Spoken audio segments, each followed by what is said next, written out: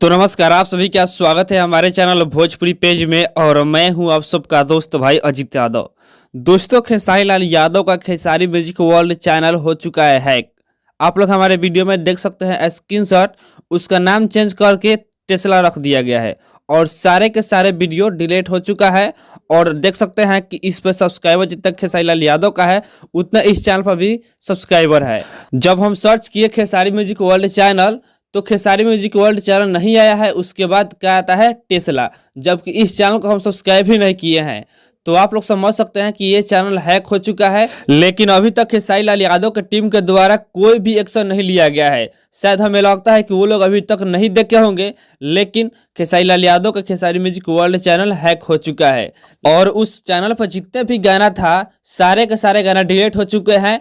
कोई भी वीडियो उस चैनल पर नहीं दिख रहा है।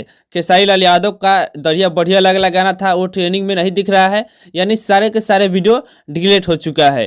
तो खेसारी लाल यादव का जो खेसारी म्यूजिक वर्ल्ड चैनल है ये पूरी तरह से हैक हो चुका है। तो अभी का यही अपडेट है। इसके बारे में क्या कहना चाहते हैं कमेंट बॉक्स में अपना राय जरूर बताइएगा।